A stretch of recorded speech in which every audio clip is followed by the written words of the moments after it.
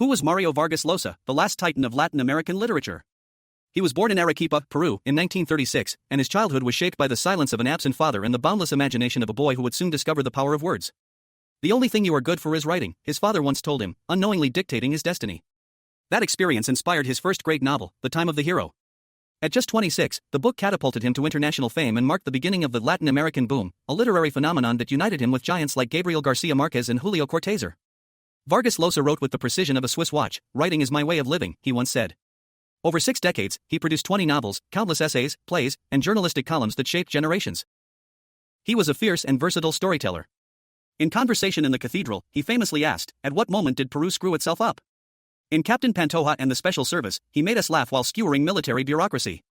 And in The Feast of the Goat, he unflinchingly exposed the brutality of dictatorship. His work charted the abuse of power and the fragility of the human condition.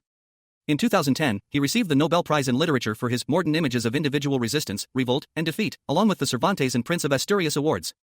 Vargas Llosa was more than a writer, he was a tireless observer and critic of the 20th and 21st centuries.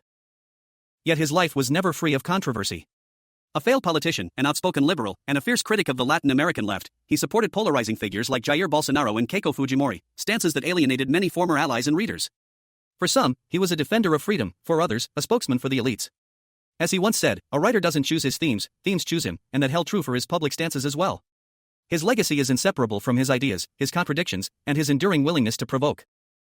Unfortunately, his passing at age 89 marks the end of an era. But his literature lives on, reminding us that fiction is an act of rebellion against reality. Vargas Llosa taught us that all good literature is a radical questioning of the world we live in.